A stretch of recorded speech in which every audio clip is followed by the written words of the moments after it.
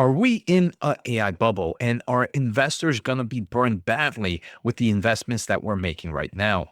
On today's episode, I want to share my overall thoughts about the overall AI ecosystem and so much more. Let's take a closer look in today's episode. I want to thank The Motley Fool for sponsoring this video, and check out fool.com/Jose for the 10 best stocks to buy now. With that link, you get a promotional offer for the subscription service. Now, let's continue with today's episode. All right, so for those that are not familiar, my name's Jose Najarro, master's degree in electrical engineering. I used to work at a lot of cool places, a lot of innovative places, and now I just do YouTube and kind of analysis within the semiconductor and AI industry.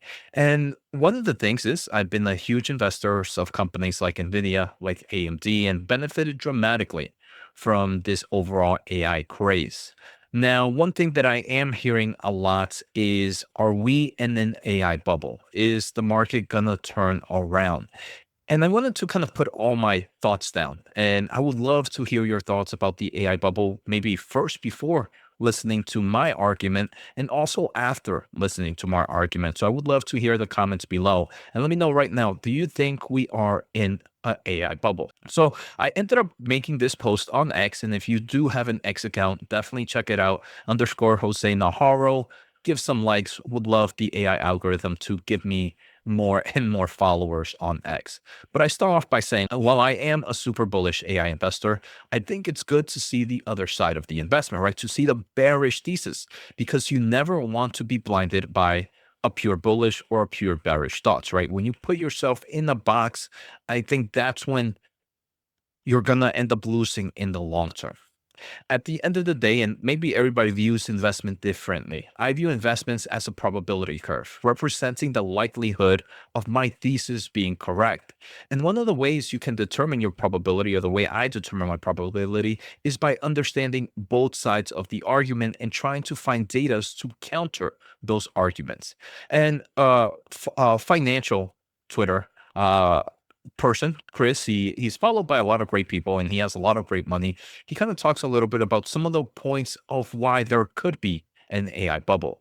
And too long don't read, his points were pretty much this.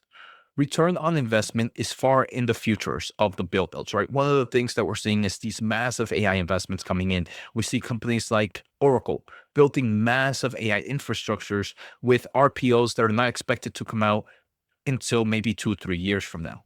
The second kind of point was GPUs have horrible depreciation rates. Number three is there was a recent study that shows that pilot failure rates are over 90% in the AI market. And finally, it's more Nvidia is investing in AI companies to spend more money on chips. It's kind of that ultimate circle back on AI investments, on AI customers. And it's kind of like this unlimited money glitch that we've all heard. Now, the analogy that was used was we're building railroads or kind of this infrastructure to cities that aren't built yet. And the worry is, will these cities become ghost cities, a thriving city? Will they be kind of a one-hit wonder? Will they ever get built? So let me just say, I agree with these thoughts and with these speculations. I think as an investor, you need to think about the what ifs, the bearish side, because that is how you can try to protect yourself when you hear maybe some bearish thesis, when you hear some random news, right? When the DeepSeek moment happened, if you followed this industry, you would have learned that it wasn't that big of a deal. It was actually a much bullish thing, but the market saw it another way. And that was an opportunity. That was an opportunity because people did not follow this sector as closely, or they thought they did, and they didn't worry about the other side of the story. Now, the first topic I want to take a closer look at is the return on investment as far in the futures. So I want to say the return on investment as far in the future of the build outs might be true for some companies like CoreWeave, like IREN, like Nebius. Now, I'm not saying it's bearish for them, right? I'm not saying CoreWeave and IREN and Nebius I'm bearish on. My second biggest position now is CoreWeave, which is nearly a 6-figure portfolio just on that stock alone. And I do own some Nebius. I don't own some IRENs, but the reason the ROIs in the future is they're building the infrastructure right now. And while they do have contracts, the actual long-term money after they pay off all these chips, after they pay off everything, it will take about 2 to 3 years, maybe a little bit longer, depending on what type of products they deal within these contracts. to get that money back on that investment. And again, it's not necessarily bearish right now because we have so much compute demand. And I believe these companies are going to do well, especially like I mentioned, CoreWeave is a big. But those are the ones, in my opinion, that have the biggest risk in forms of the companies I'm mentioning right now. But for your companies like Meta, like Amazon, like Microsoft, like Google, your return on investment is already there and hundreds of billions of dollars per year. Most of the recommenders for your ads, your content, and everything else you're driving that's driving the digital world has moved to AI GPUs. This is a market that already generates hundreds of billions of dollars in revenue every single year. Some may argue, Jose, that is not a new market. That's true. But if you don't move your workloads to AI GPUs, your competitors are going to win. If Meta, for example, let's just think of it in a very top level view. Let's say a regular human, a typical human who uses YouTube Shorts, Instagram, and TikTok, right? A Meta product, a Google product, and a ByteDance product. They have a total of 30 minutes online. If all the products do great recommendation systems, this person stays 10 minutes in each product, right? It's 10 minutes on Instagram, 10 minutes on YouTube Shorts, 10 minutes on TikTok. Now, that's because they're all running GPUs. Let's say in the moment, one of these players decides to slow down their GPU investments.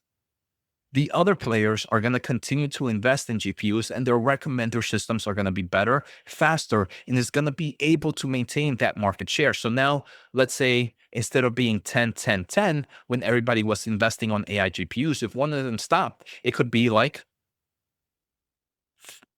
12, 12, 6, right? I think I did my math right there, right? 12, 12, 6. Yes. So 12, 12, 6, right? So that alone can determine a lot of the revenue loss. So, in my opinion, if you don't invest in AI GPUs to do the current workloads that you're doing right now, you have the opportunity. You are going to lose market share. You're going to lose market share in the ad space.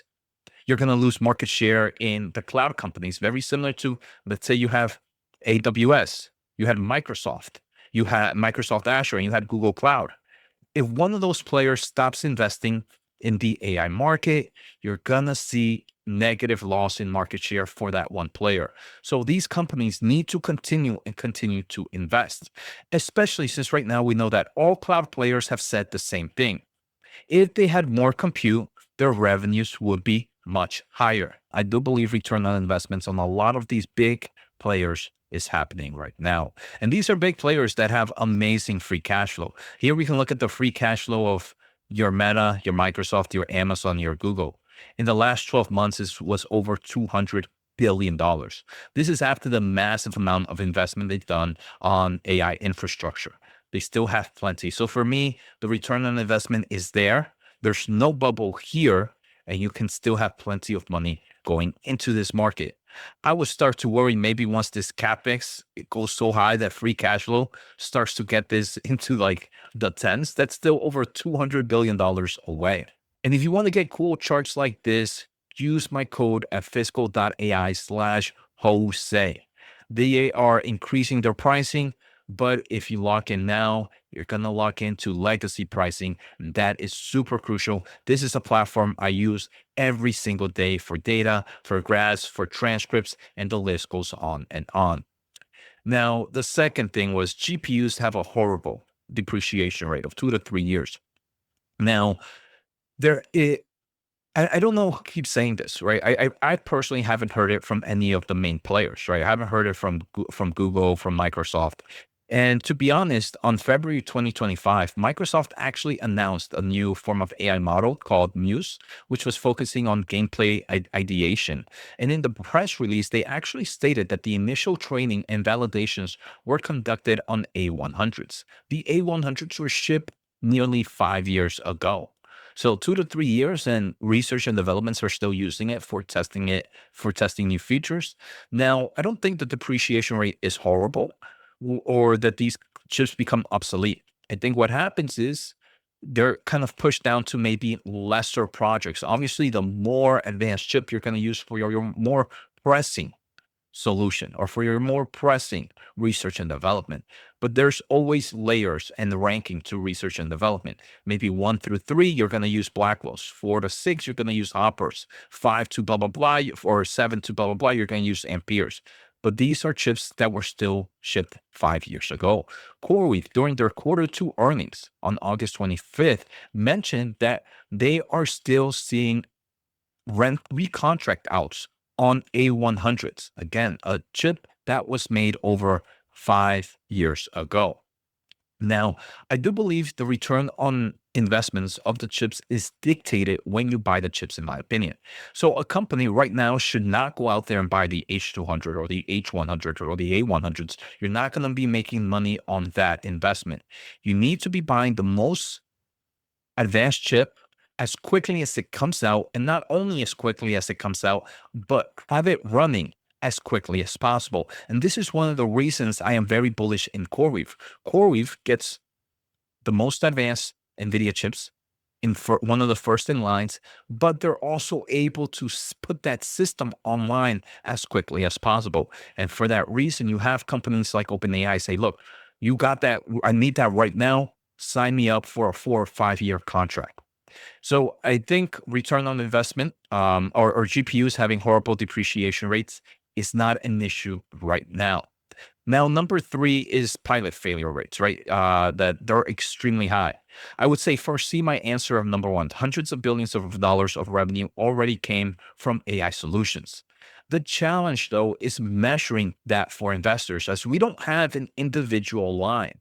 And that's something that missed in this research that came out. I think it was 95%.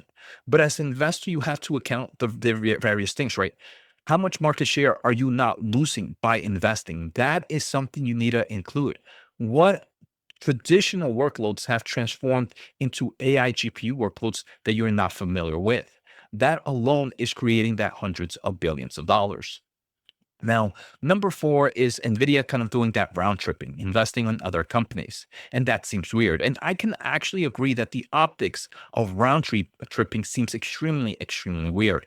But to me, this is one of the few innovations that I can think of that is being subsidized by the private market, right? Many might say like the public stocks, but for me, there's the private market and the public is the government, right? So it's mainly by the private markets opposed to the government. And I think that alone gets me happy. And the other thing is not just Nvidia that's investing. Meta, Microsoft, Google, and Amazon are all investing in not just Nvidia, in their own AI solutions, in their own AI energy, in their own power shells. I mean, we saw Google take equity into Wolf and Cypher.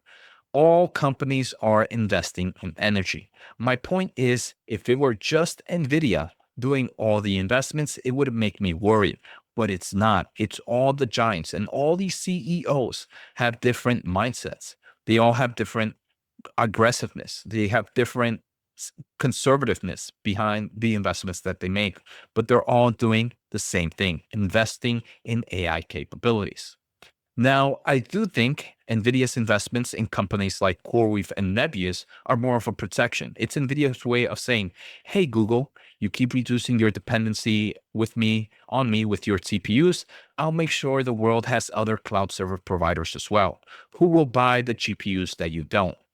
Now, I've answered kind of those 4 bearish thoughts. Would love to hear your thoughts about the bubble, but I also had some other thoughts while making this post.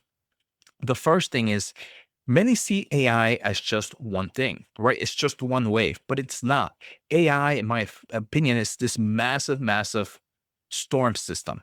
It's creating massive storms with numerous waves. The perfect way for me to break this down is, for example, you have the AI system, and with the AI system, you have the robotic storm, the content creation storm, the healthcare storm, the medicine storm, the industrial storm, the traveling storm, the experience storm, the virtual reality storm. The list goes on and on. And each of those storms, if we look at the robotic storm, has different waves. The humanoid robot wave, the manufacturing robot wave, the healthcare robot wave, the autonomous car wave, the last mile mini transport robot wave. The content creation storm has video, voice. video games, personalized ads, personalized videos and music wave. The healthcare storm has drug engineering wave, the AI agents for patients wave, the personalized medicine plan wave, the personalized diet wave. And you get the point. This AI system has storms. Some storms will be category 5 hurricanes. Some storms will be just a small cloud. Some storms might have multiple phases where they start off big, then they go small, then they go big again.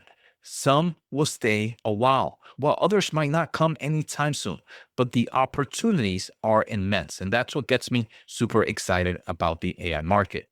Now, the final point that I feel like no one is talking about, power limitation is protecting, in my opinion, short-term AI glut and bubble.